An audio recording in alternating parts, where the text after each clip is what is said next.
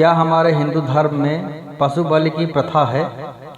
जिस तरह से वट वृक्ष पर असंख्य लताएं जंगली बेलें चढ़ जाती हैं, उसी तरह हिंदू धर्म की हजारों वर्षों की परंपरा के चलते कई स्थानीय परंपरा की लताएं भी धर्म पर चढ़ गई हैं। हमारा सनातन धर्म कहता है कि सर्वे भवन्तु सुखिनः सर्वे सन्तु निरामया, सभी लोग सभी प्राणी सुखी रहे, सभी प्राणी निरोगी रहे। ऋग्वेद में दिया गया है 114 और 8 नंबर पे, मानो गोसु मानो अश्वेषु ऋषिः, अर्थात हमारी गायों और घोड़ों को मत मार। मुख्य रूप से बलि प्रथा का प्रचलन तांत्रिकों के समुदाय में देखने को मिलता है, लेकिन इसका कोई धार्मिक आधार नहीं है। हमारे वेदों में धर्म के नाम पर किसी भी प्रकार की बलि प्रथा की इजाजत नहीं दी गई है।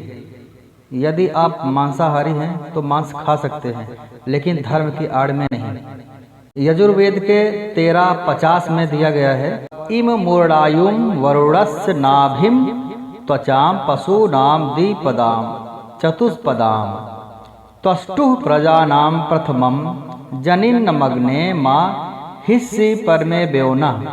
ऊन जैसे बालों वाले बकरी, ऊंट आदि चौपायों और पंछियों आदि 2 पगों वालों को मत मार, यजुर्वेद में मना किया गया है। वो हम हिंसा नहीं करते और ना ही ऐसा अनुष्ठान करते हैं।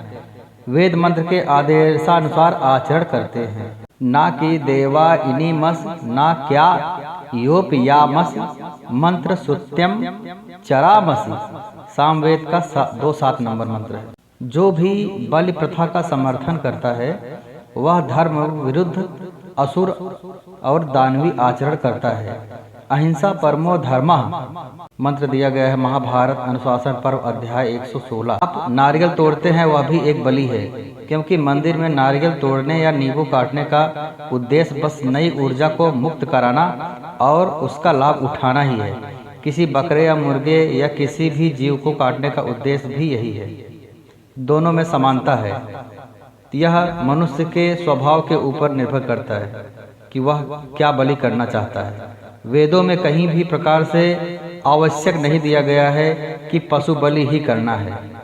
यह तो मनुष्यों की अपनी प्रकृति के ऊपर निर्भर करता है, सात्विक, राजस और तामस गुण के ऊपर निर्भर करता है कि वह किस प्रकार की बलि को करता है, करना चाहता है और उसके बाद उसका प्रसाद ग्रहण करना चाहता है।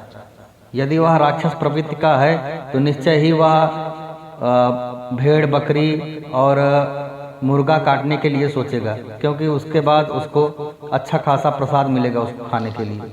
और यही यदि वह ब्राह्मण है, सात्विक बुद्धि का है, तो उसको जीवों पर दया आएगा और वह उसको किसी प्रकार से उसके स्थान पर कुछ दूसरा कुछ उपाय करेगा बलि देने के लिए, जैसे कि नारियल तोड़ना हुआ और कोहड़ा काटना हुआ और नींबू तोड़ना हुआ आदि आदि। हम सनातन में 18 महापुराण हैं। 18 महापुराण का निचोड़ श्री वेद व्यास जी ने बताया है, अष्टादश पुराणेषु व्यासस्य वचनत्रयम् परोपकाराय पुण्याय पापाय परपीडनम, कि परोपकाराय पुण्याय, अगर हम परोपकार करेंगे तो वही पुण्य है, और पापाय परपीडनम, किसी दूसरे को पीड़ा पहुंचाएंगे तो वही पाप है। बस इतने में ही संपूर्ण महापुराण वेद शास्त्र खत्म हो जाता है। अगर हम पुण्य करेंगे तो भगवान निश्चय ही हमारे ऊपर प्रसन्न होंगे।